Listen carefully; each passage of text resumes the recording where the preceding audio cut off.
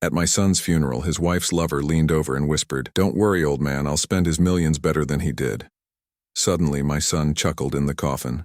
"Because that man is, I'm glad to have you here. Follow my story until the end and comment the city you're watching from, so I can see how far my story has reached." I never thought I would outlive my son. At 62, I had always imagined Milton would be the one standing over my grave, not the other way around. But there I was, March 18th, 2024, staring at a mahogany casket that supposedly contained my 37-year-old boy. The Morrison funeral home smelled like lilies and grief. The air was thick with whispered condolences and the rustle of black fabric. I stood in the front row, my hands clasped so tightly my knuckles had gone white.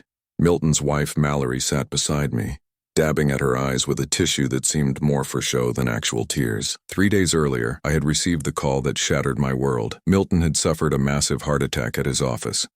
By the time paramedics arrived, it was too late. 37 years old, healthy as a horse, dead from cardiac arrest. The doctor said it happened sometimes, especially with the stress of running a $12 million business empire.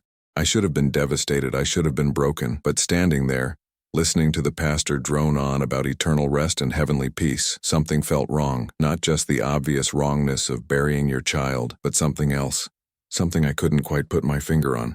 The guest list was extensive. Milton had been well loved in the business community, respected by colleagues, cherished by friends. At least, that's what I had always believed. But as I watched people file past the casket, offering their hollow words of comfort, I began to notice things. Mallory's grief seemed calculated.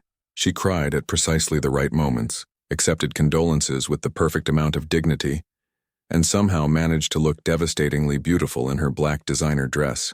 For a woman who had just lost her husband of 9 years, she seemed remarkably composed.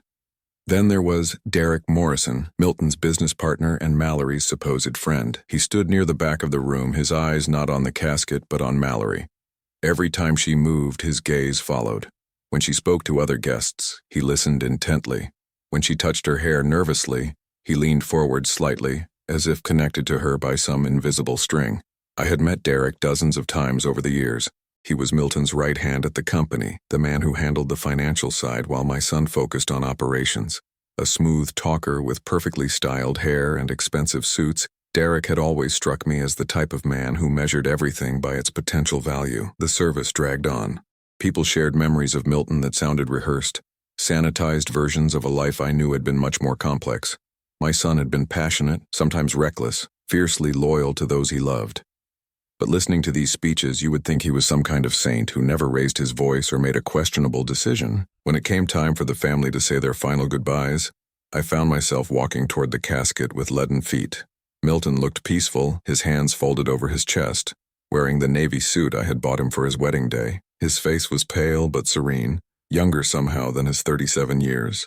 I leaned down and whispered, "I'm going to miss you, son. I'm sorry I couldn't protect you." As I stepped back, Mallory approached the casket. Her performance was flawless, the grieving widow saying goodbye to her beloved husband. She placed a single white rose on his chest and murmured something I couldn't hear. Then Derek appeared beside me. I hadn't noticed him approaching, but suddenly he was there, close enough that I could smell his expensive cologne. He leaned toward my ear, and what he said next changed everything. "Don't worry, old man," he whispered, his voice barely audible but dripping with satisfaction. "I'll spend his millions better than he ever did." The words hit me like a physical blow. I turned to stare at Derek, but his expression was neutral, almost bored. Had I misheard? Had grief finally driven me to hallucinations? But then something impossible happened. From inside the casket came a sound that made my blood freeze. A soft chuckle, quiet, barely perceptible, but unmistakably Milton's laugh. I gripped the edge of the casket, my heart hammering against my ribs. Derek had heard it too. His face had gone pale, and he took a quick step backward. Around us, the funeral continued, no one else seeming to notice anything unusual. "Did you—" I started to ask Derek, but he was already walking away, moving quickly toward the exit. I stared down at Milton's still face, searching for any sign of movement. Nothing. His chest didn't rise or fall. His eyelids didn't flutter. He looked exactly like what he was supposed to be, a dead man. But I knew what I had heard, that soft, knowing chuckle that meant Milton found something amusing. It was the same laugh he had used as a child when he knew a secret that adults hadn't figured out yet. The same laugh he had made when he beat me at chess for the first time. The same laugh that meant he was 3 steps ahead of everyone else in the room. The rest of the service passed in a blur. I went through the motions of accepting condolences, shaking hands, nodding at appropriate moments. But my mind was racing. Derek's whispered words kept echoing in my head. I'll spend his millions better than he ever did. What did that mean? And how could Milton have laughed when he was supposed to be dead? As the funeral home began to empty, I found myself alone with the casket for a moment. Mallory was outside, graciously accepting flowers and condolences from the last few guests. The funeral director was busy with arrangements for the burial the next day. I leaned close to the casket again, my voice barely a whisper. "Milton, son, if you can hear me?" Nothing. No response, no movement, no mysterious laughter. Just the profound silence of death. But as I straightened up, I noticed something that made my stomach drop. Milton's wedding ring was missing. The simple gold band I had helped him choose 9 years ago, the one he never took off, was gone from his finger. I looked around frantically, wondering if it had been removed for some funeral preparation reason. But morticians typically left wedding rings on the deceased. It was considered part of their final dignity, their lasting connection to love.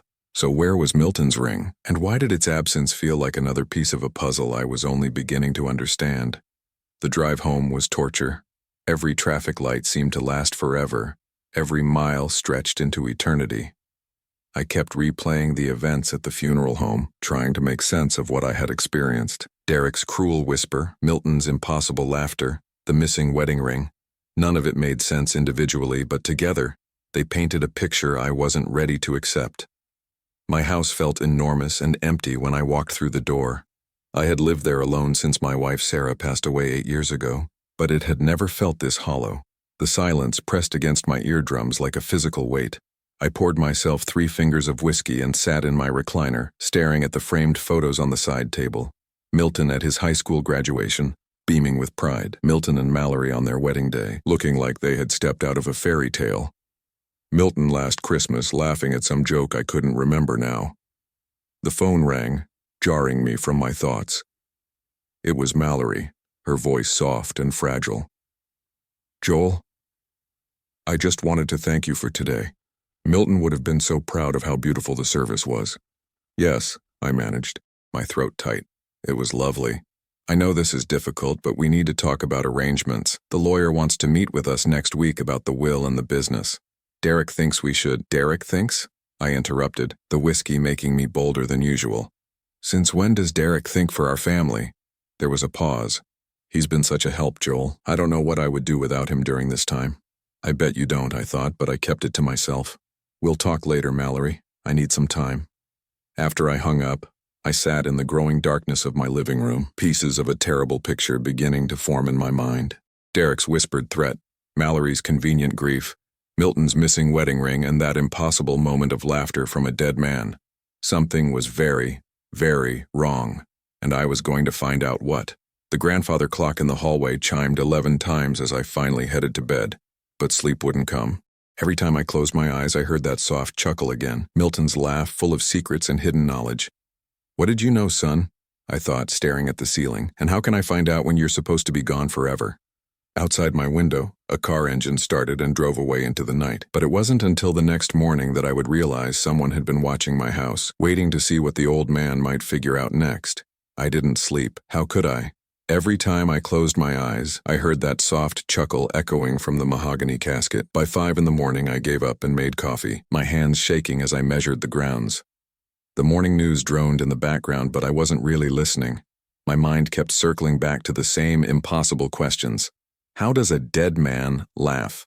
Why was Derek so confident about spending Milton's money? And where was my son's wedding ring? I needed answers, and I knew where to start. St. Mary's Hospital sat on the outskirts of town like a concrete fortress against human suffering. I had driven past it countless times over the years, but never imagined I would be walking through its doors seeking answers about my son's death.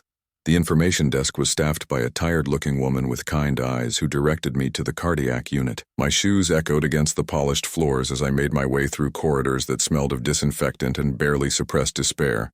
Dr. Patricia Wells was the attending physician who had pronounced Milton dead. She was younger than I expected, probably in her early 40s, with prematurely gray hair pulled back in a neat bun. When I introduced myself as Milton's father, her expression immediately softened with practiced sympathy. "Mr. Holloway, I'm so sorry for your loss. Your son was brought in too late for us to do anything. By all accounts, it was very sudden. I need to understand what happened, I said, settling into the uncomfortable plastic chair across from her desk. Milton was healthy. He exercised regularly, didn't smoke, barely drank. How does a 37-year-old man just drop dead from a heart attack? Dr. Wells pulled up Milton's file on her computer, her brow furrowing slightly as she read. Sometimes these things happen without warning. Stress can be a major factor. Was your son under any particular pressure lately? I thought about that. Milton had always been driven, but lately he had seemed different, more secretive. He would cut phone calls short when I entered the room, claim he was too busy to have our usual Sunday dinners. I had attributed it to the normal pressures of running a business, but now I wondered if there had been something more. Can you tell me who brought him in? I asked. His business partner, Derek Morrison. He said he found Mr. Holloway collapsed in his office around 6:30 in the evening. And you didn't find that odd? That Derek happened to be there so late? Dr. Wells looked uncomfortable. Mr. Holloway, I understand you're looking for answers, but sometimes there simply aren't satisfying explanations for tragedy. I leaned forward. Doctor, humor me. In your medical opinion, is there anything about my son's case that struck you as unusual? She was quiet for a long moment, her fingers drumming against the desk. Finally, she sighed. The only thing that seemed odd was how quickly rigor mortis set in. Usually it takes several hours, but your son's body showed signs of rigidity much sooner than normal. What would cause that? Extreme physical exertion before death. Certain medications, environmental factors, she paused. Or if the time of death was incorrect, my blood ran cold. Incorrect how? If someone had died earlier than reported and the body was kept in cold storage, it might explain the accelerated rigor mortis. She shook her head quickly. But that's highly unlikely in this situation. I thanked Dr. Wells and left the hospital with more questions than answers. If Milton had died earlier than reported, that would mean Derek had lied about finding him at 6:30. But why would he do that? And how would he have kept Milton's body cold? My next stop was Milton's office building, a gleaming 20-story structure in the heart of the business district. The elevator carried me to the 15th floor, where Holloway Morrison Enterprises occupied the entire level. The receptionist, a young woman named Jennifer, whom I had met at several company Christmas parties, looked surprised to see me. Mr. Holloway, I didn't expect... we're all so sorry about Milton. Thank you, Jennifer.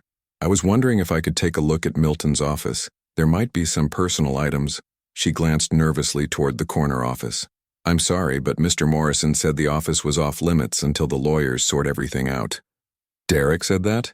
I tried to keep my voice level. He said it was for legal reasons, something about preserving the business records. She lowered her voice. Between you and me, he's been acting strange since it happened. He's been here every night, going through files, making phone calls. Every night? Yes, sir. He was here until almost midnight yesterday, even though it was the day of the funeral. I only know because I forgot my purse and came back for it. This was getting stranger by the minute. Why would Derek be working so late on the day of Milton's funeral? What was so urgent that it couldn't wait? Jennifer, can you tell me about the day Milton died? What time did Derek leave that evening? She thought for a moment. That's the thing. Derek was here when I left at 5, but he said he was heading out too. He seemed in a hurry to get somewhere. So Derek had lied about the timeline. If he left at 5 but claimed to find Milton's body at 6:30, where had he been for that hour and a half? I was about to ask more questions when the elevator doors opened and Derek himself walked out. He was impeccably dressed as always, but there were dark circles under his eyes that suggested he wasn't sleeping well either. Joel. He seemed genuinely surprised to see me. What brings you here? I wanted to collect some of Milton's personal things, I said, watching his face carefully. Of course. Although the lawyers advised me to keep the office sealed for now, legal liability, you understand. But once the estate is settled... He trailed off, his eyes darting away from mine. Derek, can I ask you something? Jennifer mentioned you've been working late every night since Milton died. That seems like odd timing. His jaw tightened almost imperceptibly. Someone has to keep the business running. Milton would have wanted that. And you were here the night he died, working late? I've already given my statement to the police and the doctors. Milton collapsed around 6:30. I found him and called 911 immediately. His voice had taken on a defensive edge. But Jennifer said you left at 5. Derek's face flushed. Jennifer must be confused. It's been a traumatic time for everyone. Before I could press further, he excused himself and disappeared into Milton's office, closing the door firmly behind him. I caught a glimpse of stacks of papers on the desk and what looked like an open safe in the corner. As I rode the elevator down, Jennifer's words echoed in my head. Derek had been there every night, going through files that supposedly belonged to a dead man who could no longer protect his own interests. My last stop of the day was the Morrison Funeral Home, where I requested to speak with the director about the preparation of Milton's body. Harold Morrison, a thin man with pale hands and a perpetually sympathetic expression, led me to his office. "Mr. Holloway, I hope everything met with your approval yesterday. Your son looked very peaceful." "He did," I agreed. I was wondering about his personal effects, specifically his wedding ring. Morrison consulted his paperwork. "There's no mention of a wedding ring in our intake notes. Sometimes jewelry is removed at the hospital for medical procedures. But wouldn't it have been returned?" "Typically, yes, unless—" He paused, looking uncomfortable. "Unless what?" "Unless the family requested its removal for safekeeping. Sometimes valuable pieces are given to the spouse before the service, so Mallory could have taken Milton's ring. But why? And why hadn't she mentioned it?" Morrison cleared his throat. "There was one other thing that seemed unusual. The body was brought to us much colder than normal. Usually, by the time we receive someone from the hospital, body temperature has begun to normalize. But your son was still quite cold, as if he had been refrigerated." That matched what Dr. Wells had said about the accelerated rigor mortis. Everything pointed to Milton having died earlier than reported, or having been kept somewhere cold after death. As I drove home, my mind was spinning with theories. None of them good. Derek had lied about the timeline. Milton's body showed signs of having been kept cold. His wedding ring was missing. And Derek had been working late every night since the death, going through files in Milton's office. The pieces were starting to form a picture, but it was a picture I didn't want to see clearly, because if I was right, then Milton's death wasn't the sudden tragedy everyone believed it to be. My phone rang as I pulled into my driveway. It was Mallory, and her voice was strained. "Joel, we need to talk. Can you come over tonight? There's something important about Milton that I need to tell you." My heart rate spiked. "What kind of something?" "I can't say over the phone, but it's about why he's been acting strange lately. Please. Joel, I think you need to know the truth." After I hung up, I sat in my car for several minutes staring at my house. The truth. Finally, someone was ready to tell me the truth about what had happened to my son. But as I walked toward my front door, I couldn't shake the feeling that the truth might be worse than anything I'd imagined. Because if Milton really had been acting strange lately, if there really were secrets he had been keeping, then maybe his death wasn't the random tragedy it appeared to be. Maybe someone had wanted my son dead, and maybe that someone was now preparing to inherit everything he had worked for. The key turned in my lock with a soft click, and I stepped into my empty house wondering if I was strong enough to handle whatever Mallory was about to tell me. Outside, darkness was falling, and somewhere in the city, Derek Morrison was probably going through more of my dead son's files, looking for whatever he needed to secure his claim to $12 million. But there was something Derek didn't know yet, something I was just beginning to understand. Dead men don't laugh. And if Milton had laughed in that casket, then maybe, just maybe, he wasn't as dead as everyone believed. Mallory's house sat on Elm Street like a monument to success. Milton had bought it for her 3 years ago, a sprawling colonial with perfectly manicured gardens and windows that gleamed even in the dim evening light. I had always felt uncomfortable there, surrounded by expensive furniture and artwork that seemed chosen more for their price tags than any emotional connection. Tonight, that discomfort felt magnified tenfold. Mallory answered the door wearing a black silk robe, her hair pulled back in a way that managed to look both casual and elegant. Her eyes were red-rimmed, but I couldn't tell if it was from genuine grief or carefully applied makeup. "Joel, thank you for coming." She stepped aside to let me in. "I know this has been difficult for both of us." The living room was dimly lit, candles flickering on the mantelpiece beneath a large portrait of Milton and Mallory on their wedding day. He looked so young in that photo, so hopeful. The man smiling down at us had no idea what his life would become. "You said you had something important to tell me about Milton," I said, not bothering with pleasantries. Mallory poured herself a glass of wine with shaking hands. "Would you like something to drink?" "I'd like answers." She nodded and settled into the armchair across from me, her fingers wrapped around the wine glass like it was an anchor. Milton had been acting strange for the past few months. Secretive. He would disappear for hours without explanation, make phone calls he wouldn't let me overhear. Secretive how? He started sleeping in the guest room, said he didn't want to disturb me with his insomnia. He would leave early in the morning and come home late, claiming he was working on some special project. She took a sip of wine. I thought he was having an affair. The words hit me like a slap. Milton would never. That's what I thought too, but then I found receipts for a storage unit across town. When he had rented under a false name, her voice dropped to barely above a whisper. I followed him there one day. My heart was pounding now. What did you find? Mallory set down her wine glass and walked to a small desk in the corner of the room. She pulled out a manila envelope and handed it to me with trembling fingers. These. Inside were photographs, dozens of them. Milton talking to men I didn't recognize. Milton entering what looked like a small apartment building. Milton sitting in his car outside our family lawyer's office. And most disturbing of all, Milton meeting with Dr. Harrison, his longtime friend who happened to work at St. Mary's Hospital. I don't understand, I said, though a terrible suspicion was beginning to form in my mind. There's more. Mallory's voice was barely audible now. I hired a private investigator to follow him. What I discovered, she stopped, pressing her hand to her mouth. What did you discover?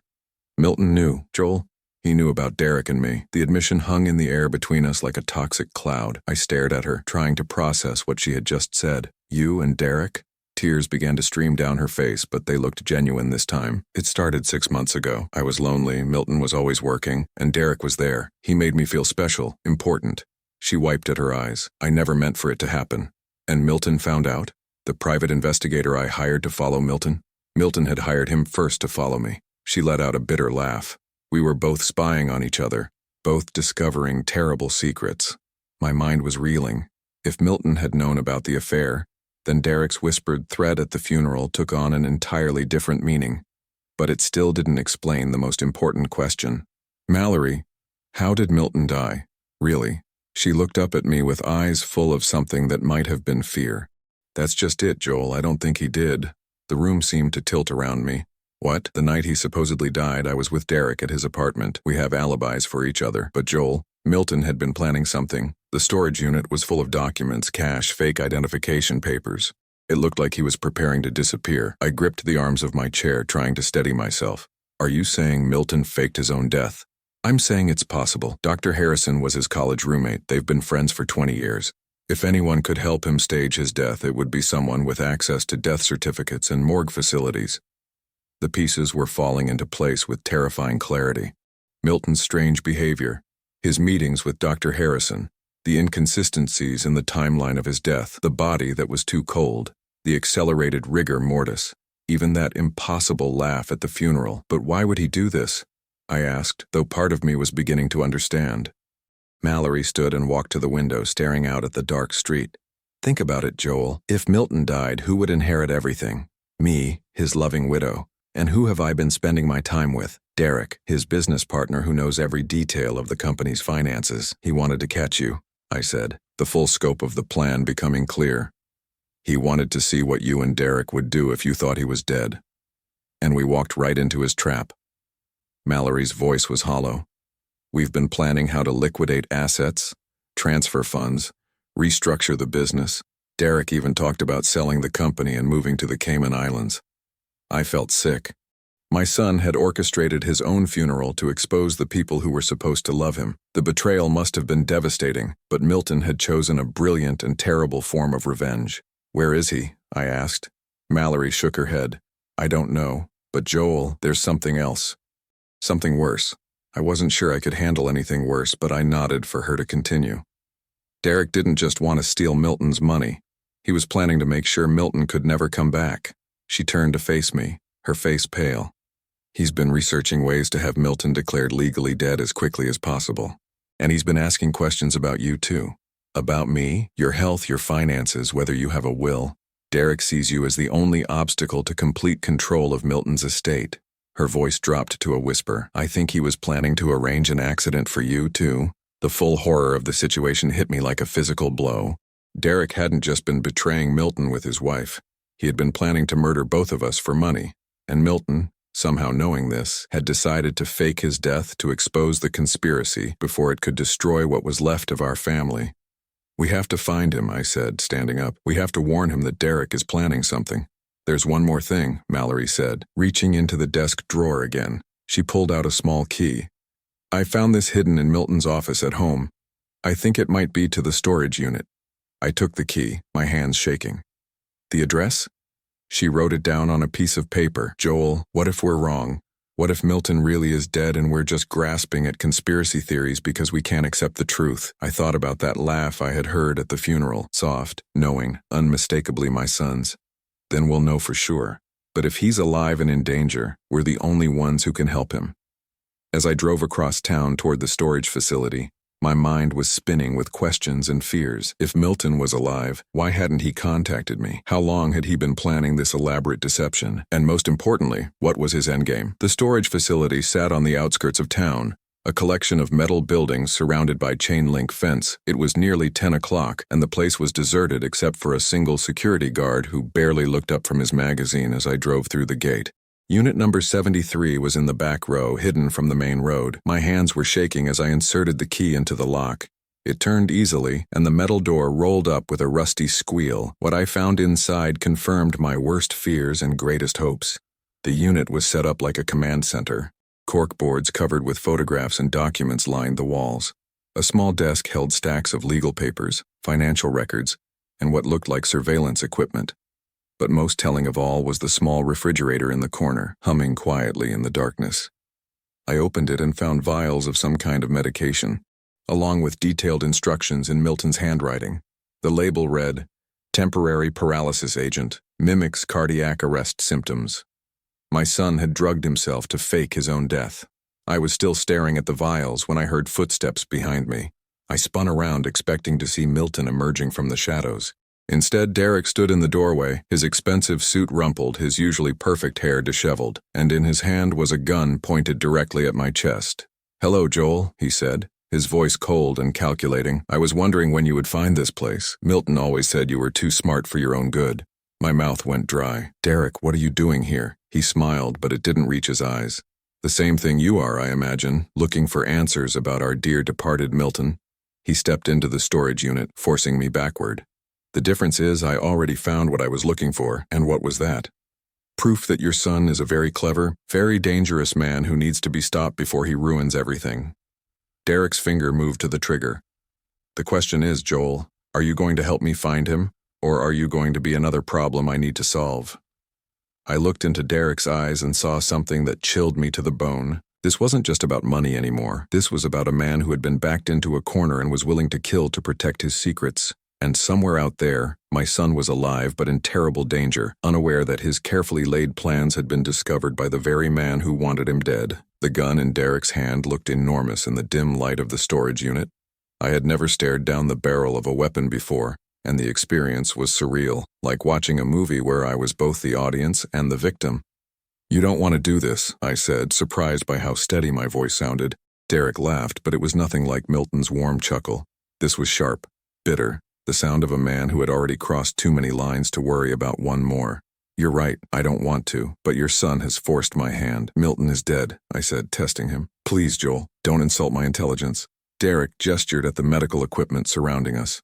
"Your boy staged quite an elaborate performance. Temporary paralysis drugs, a friend in the hospital willing to falsify records, even a complicit funeral director.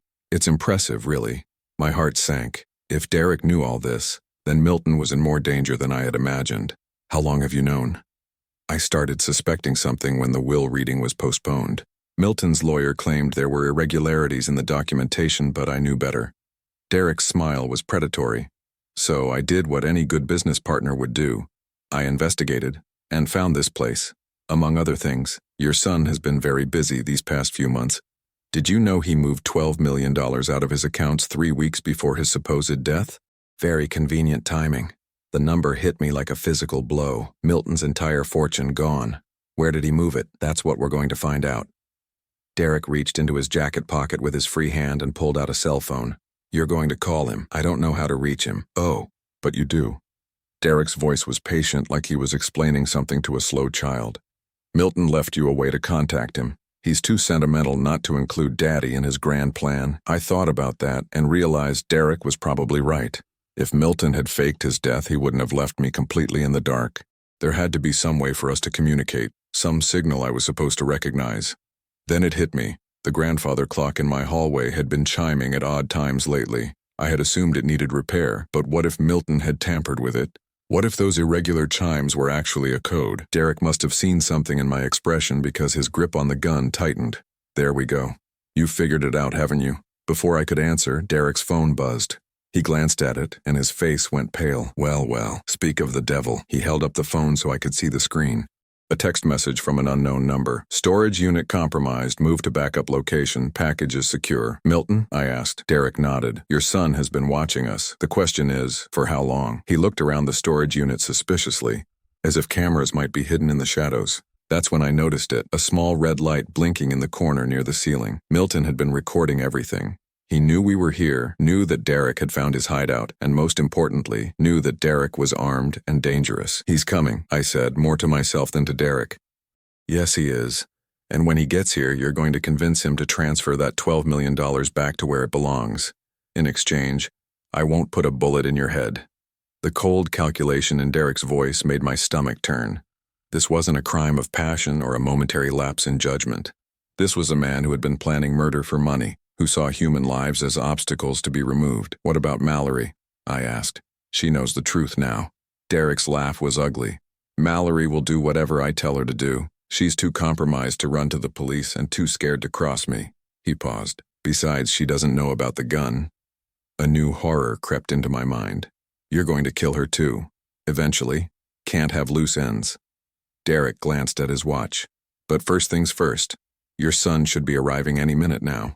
As if summoned by his words, we heard the sound of a car engine outside. Derek motioned for me to move toward the back of the storage unit, keeping the gun trained on my chest. My heart was pounding so hard I could hear it in my ears. Footsteps approached, slow and deliberate. Then a voice I had thought I would never hear again called out into the darkness. Dad, are you in there? Milton, alive, real, and walking into a trap. Tell him to come in, Derek whispered. Don't try to warn him, or you'll be dead before he takes another step. I opened my mouth, but the words wouldn't come. How could I lure my son into danger? How could I be the bait in his own destruction? Dad? Milton's voice was closer now, just outside the storage unit. I'm here, I finally called out, my voice cracking. I'm here, son. Milton appeared in the doorway, and for a moment I forgot about the gun, forgot about Derek, forgot about everything except the overwhelming relief of seeing my child alive. He looked thinner than before. His hair was longer, and there were new lines around his eyes that spoke of stress and sleepless nights. But it was unmistakably him. Jesus, Dad, when I saw Derek's car, I thought...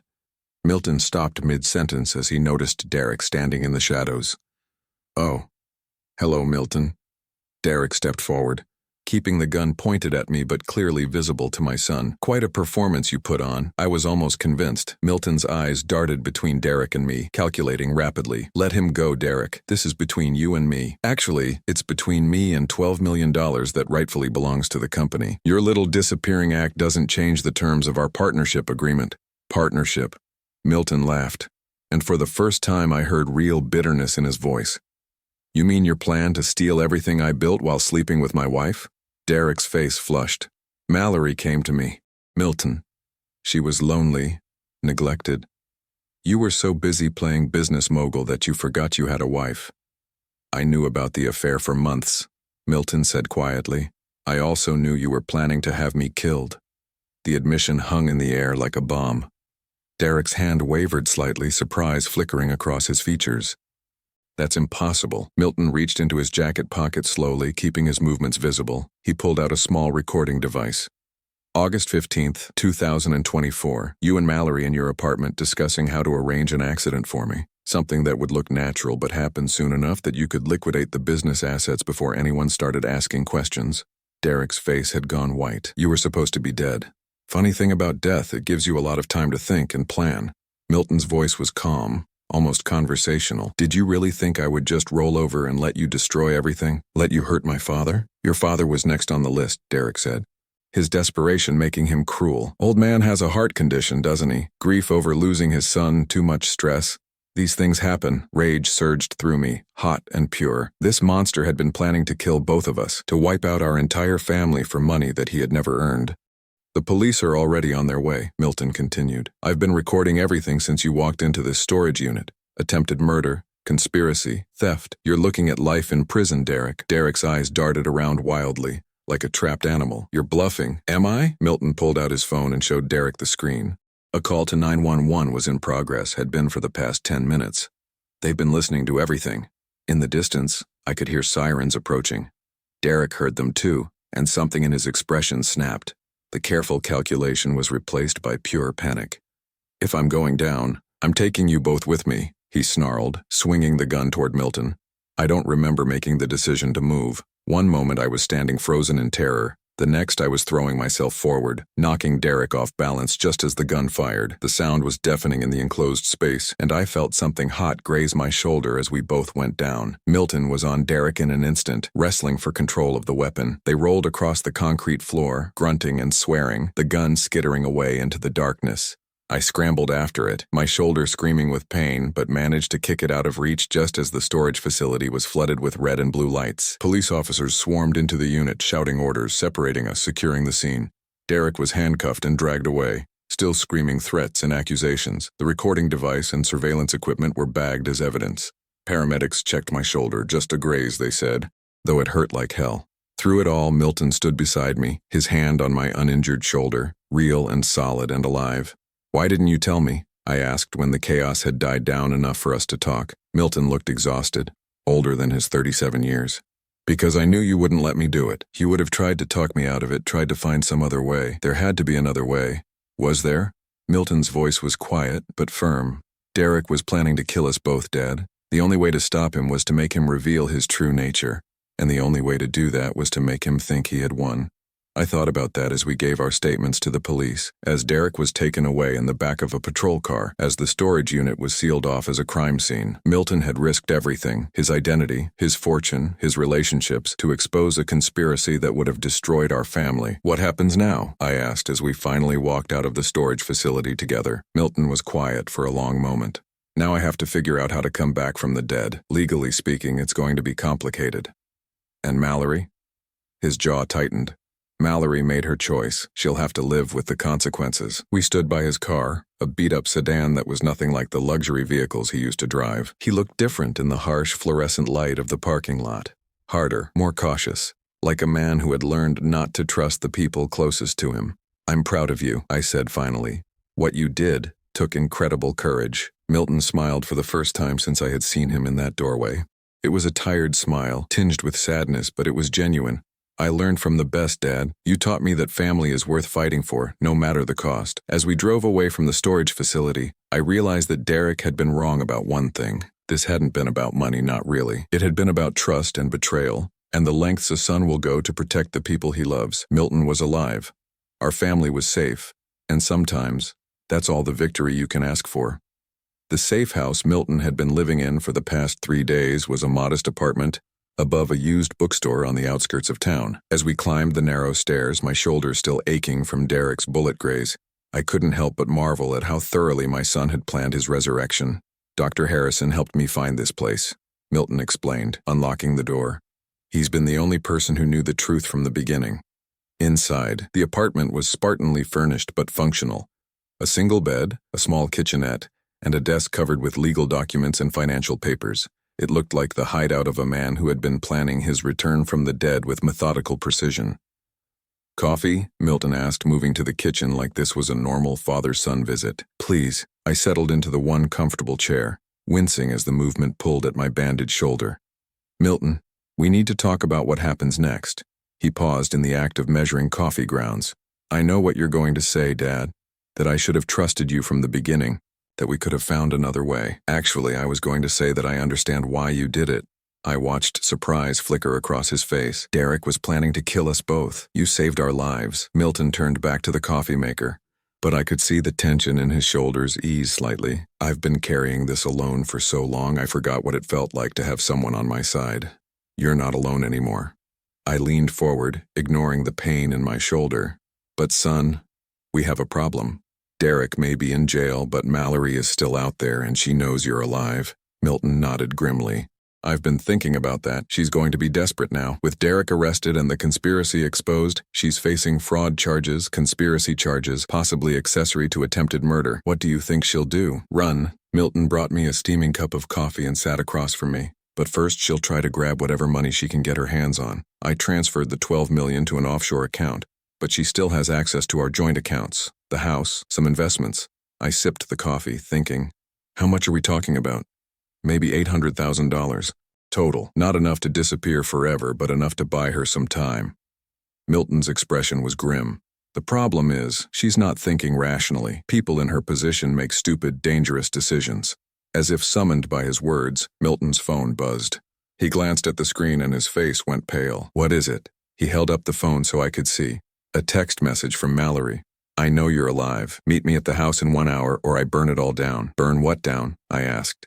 Milton was already moving toward a filing cabinet in the corner. He pulled out a thick folder and spread photographs across the desk. Before I faked my death, I gathered evidence of everything Derek and Mallory had been doing. Financial records, audio recordings, photographs of their meetings. He pointed to one particular photo showing Derek handing Mallory a large envelope, including evidence of other crimes. My stomach dropped. What other crimes? Derek has been embezzling from the company for over 2 years. Small amounts at first, but it escalated. I estimate he stole close to $3 million. Milton's voice was tight with controlled anger. Mallory knew about it. She helped him hide the money in accounts under her maiden name. And she's threatening to destroy the evidence? More than that. She's threatening to destroy everything. Financial records, business documents, anything that could implicate her or Derek. Milton ran his hands through his hair. If she destroys that evidence, Derek might be able to get the charges reduced. He could claim he was acting alone, that the murder plot was just him going rogue.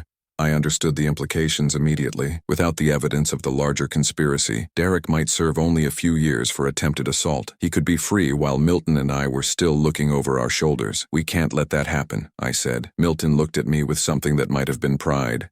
I was hoping you'd say that. But Dad, this is dangerous. If we confront her, she might do something desperate. She's already doing something desperate. I stood up, testing my shoulder. The pain was manageable. What's your plan? Milton spread out a hand-drawn map of the house on Elm Street. She's expecting me to come alone, probably hoping to manipulate me one last time. But what if I don't show up alone? You want me to come with you? I want you to be my backup. There's a side entrance to the house through the garden. While I'm talking to her in the living room, you can secure the evidence from my home office. Milton pointed to a room on the second floor of the house. Everything important is in a fireproof safe behind the bookshelf. I studied the map, thinking through the logistics. What if she's armed? She's not the type. Mallory's weapon has always been manipulation, not violence. But if things go wrong... Milton pulled out his phone and showed me an app. I'll have a direct line to Detective Rodriguez. One button press and the police will be on their way. It wasn't a perfect plan, but it was better than letting Mallory destroy evidence that could put Derek away for decades. And honestly, part of me wanted to confront her. This woman had betrayed my son, conspired to kill us both, and was now trying to escape justice by burning everything down. All right, I said, but we do this smart, no unnecessary risks. Milton smiled, and for the first time since his supposed death, it looked genuinely happy. Thanks, Dad, for everything. An hour later, we were parked down the street from the house on Elm Street. From the outside, it looked exactly the same as it had during happier times. The perfectly manicured lawn, the gleaming windows, the expensive cars in the driveway. But now I knew it was all built on lies and stolen money. Remember, Milton said, checking his watch. Give me 15 minutes to get her talking. She'll want to negotiate, try to work out some kind of deal. That should give you enough time to get to the office and back. I squeezed his arm. Be careful, son. Don't underestimate her just because she's desperate. You too, Dad. I watched Milton walk up the front steps and ring the doorbell. Even from a distance, I could see Mallory's silhouette in the window, could sense the tension in the air. Then the door opened and Milton disappeared inside. I counted to 60, then made my way around to the garden entrance. Milton had given me his spare key months ago, back when I used to help him with yard work on weekends. It seemed like a lifetime ago now. The side door opened quietly and I slipped into the kitchen. The house was eerily quiet except for the murmur of voices from the living room. I couldn't make out words, but I could hear the cadence of an argument building. Moving as quietly as possible, I climbed the back stairs to the second floor. Milton's home office was exactly as he had described it, a masculine space with dark wood furniture and walls lined with bookshelves.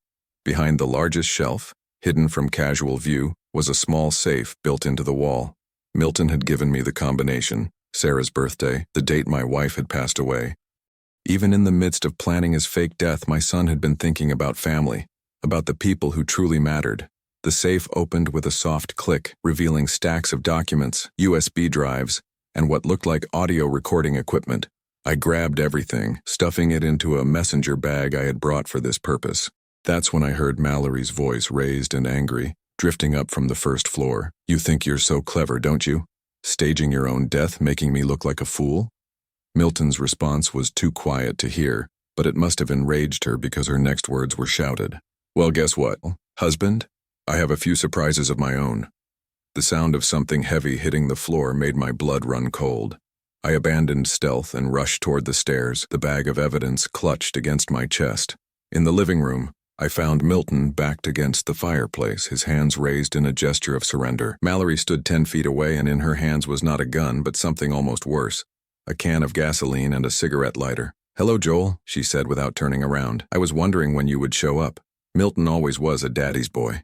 The smell of gasoline was overwhelming. She had doused the entire living room, the expensive furniture, the Persian rugs, the family photographs that lined the mantelpiece. One spark and the whole place would go up in flames.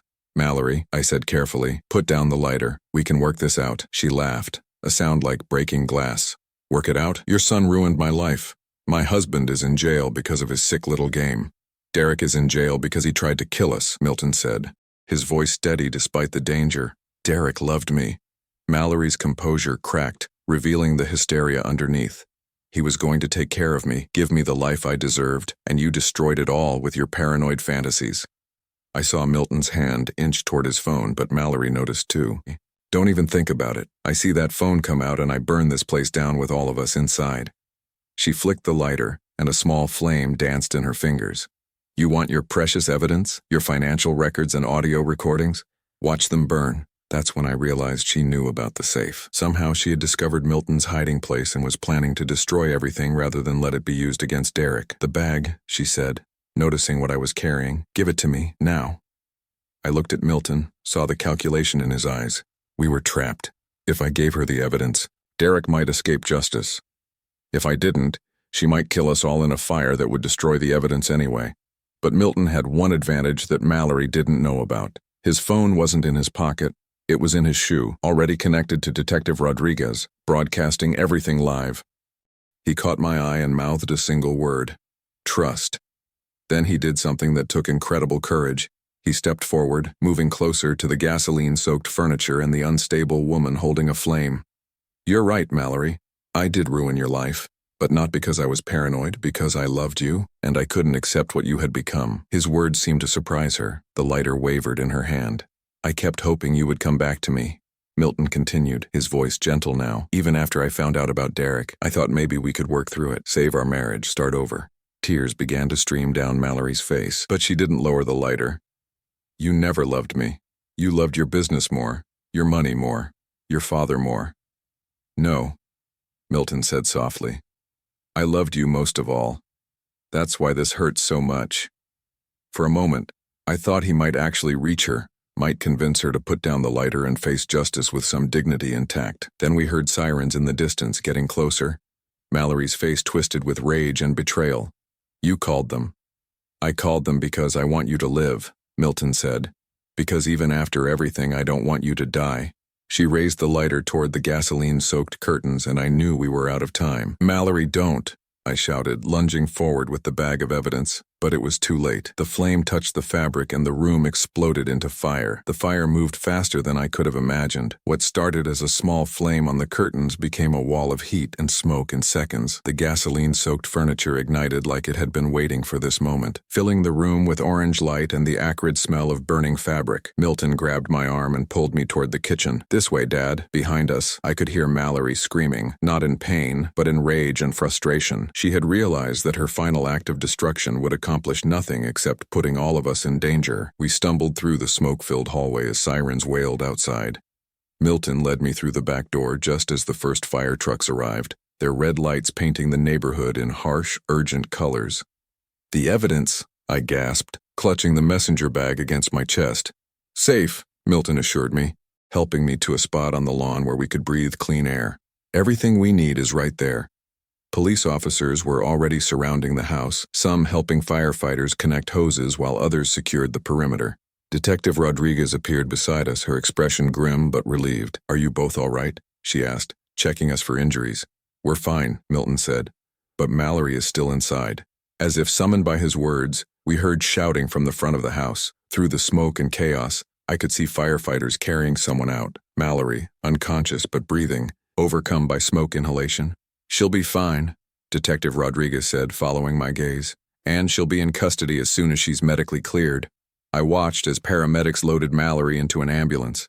Even unconscious, even defeated, she looked beautiful. It was easy to understand how Milton had fallen in love with her, how Derek had been willing to risk everything for her attention, but beauty without character was just an empty shell, and Mallory had proven that she was hollow at her core. "What happens now?" I asked. Detective Rodriguez gestured toward the messenger bag I was still holding. "Now we use this evidence to make sure Derek Morrison spends the rest of his life in prison.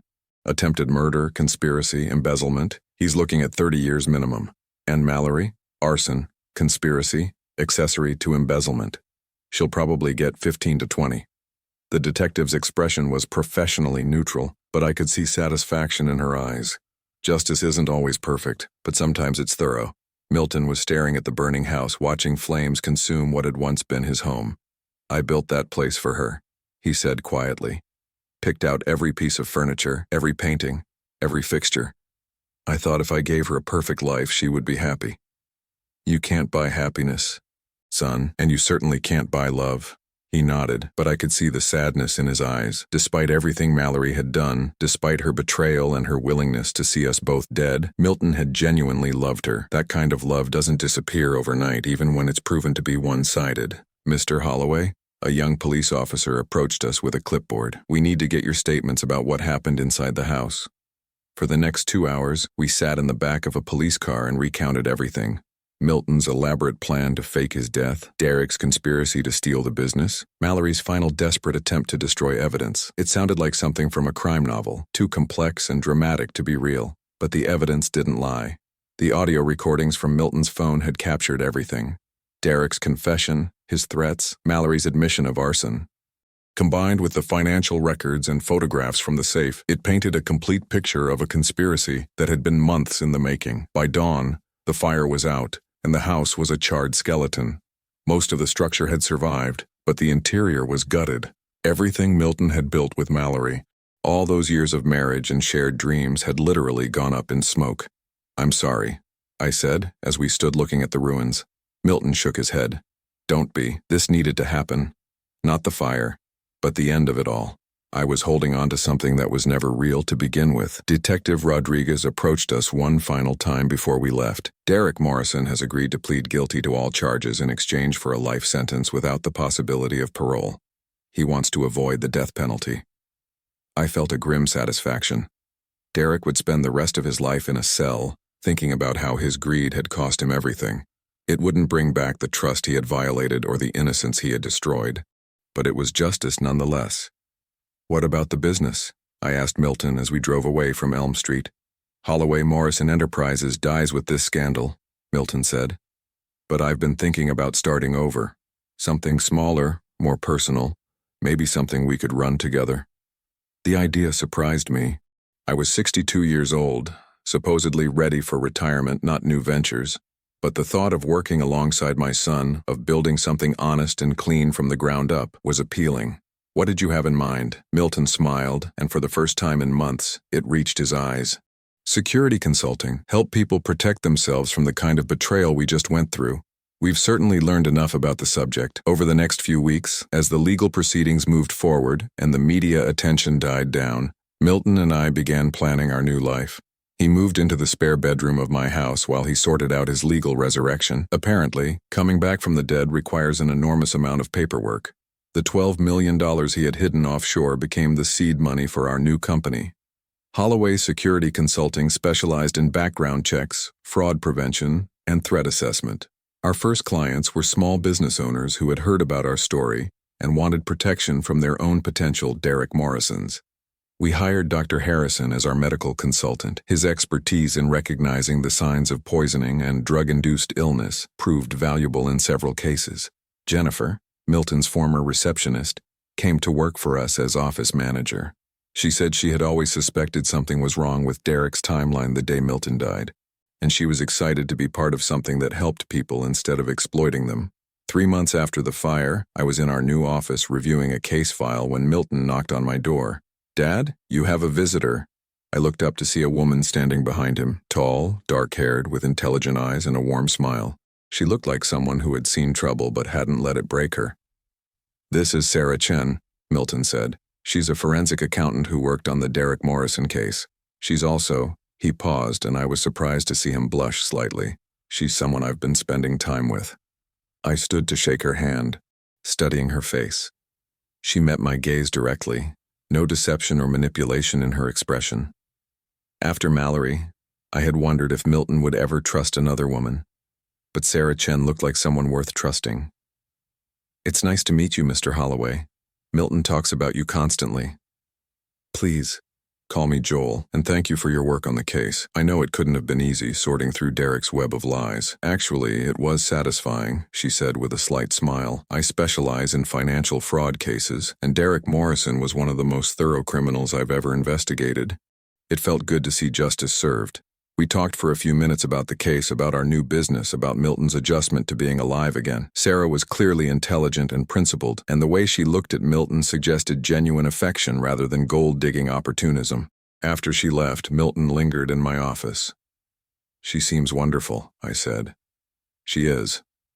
Dad, I know it's soon after everything that happened, but Sarah makes me feel like I can trust again, like I can build something real with someone." I thought about that. 6 months ago, Milton had been married to a woman who was planning to kill him. Now he was slowly learning to open his heart to someone new. It took courage to love again after betrayal, especially betrayal that deep. "Trust your instincts, son. You've earned the right to be happy." That evening, I sat on my back porch with a glass of wine, watching the sunset paint the sky in shades of gold and orange. My shoulder had healed completely, leaving only a thin scar as a reminder of that night in the storage unit. The physical healing had been easier than the emotional healing, but both had progressed in their own time. My phone buzzed with a text message from Detective Rodriguez. "Derek Morrison died in prison today. Heart attack. Thought you should know." I stared at the message for a long time. Derek had been 41 years old, healthy except for his greed and cruelty. A heart attack seemed almost poetic. The man who had been planning to fake Milton's cardiac arrest had died of the real thing. I didn't feel satisfaction at the news. Just a quiet sense of closure. Derek Morrison would never hurt anyone again. The debt had been paid, the scales balanced. Milton found me on the porch an hour later, holding his own glass of wine. "Detective Rodriguez called me too," he said, settling into the chair beside me. "How do you feel about it?" I considered the question, relieved, I think, and grateful. Grateful? That we survived, that we found each other again, that we learned who our real family is. I raised my glass toward the darkening sky. "To second chances, son." Milton clinked his glass against mine. "To second chances, Dad, and to the people who deserve them." We sat in comfortable silence as night fell around us. Somewhere in the distance I could hear the sound of traffic, of life continuing its normal rhythms. But here on my porch, with my son alive and safe beside me, the world felt peaceful for the first time in months. The grandfather clock in my hallway chimed 9 times, its rhythm steady and true. Milton had fixed the mechanism when he moved back in, returning it to its proper function. No more codes, no more secrets, just time moving forward as it should. I thought about Mallory sometimes, serving her sentence in a women's prison 3 hours north of here.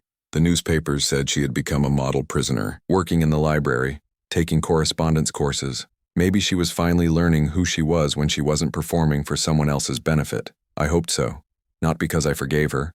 Forgiveness was Milton's choice to make, not mine. But because hatred was a poison that hurt the person carrying it more than its target, I had learned to let go of my anger, not for her sake, but for my own peace of mind. As for Derek, he had made his choices and paid the price. His story was over, but ours was just beginning. "Dad?" Milton's voice pulled me from my thoughts. "Yes, son?" "Thank you. For believing in me, for trusting my plan, for risking your life to help me. I know it wasn't easy." I reached over and squeezed his shoulder, feeling the solid reality of him under my palm. "That's what family does, Milton. We protect each other, no matter the cost." He smiled, and in the porch light he looked young again, not the haunted man who had faked his own death, but the boy who used to help me with yard work on Sunday afternoons, who brought me coffee when I worked late, who called me every week just to check in. That boy had grown into a man who was capable of incredible courage and careful planning, a man who could love deeply and forgive grudgingly, A man who understood that sometimes the only way to save your family is to risk everything to protect it. The stars were coming out now, tiny points of light in the vast darkness. But darkness wasn't scary when you weren't facing it alone. And for the first time since that terrible day at the funeral home, I felt truly hopeful about the future. Milton was alive. Our family was safe. And sometimes, that's all the victory you can ask for.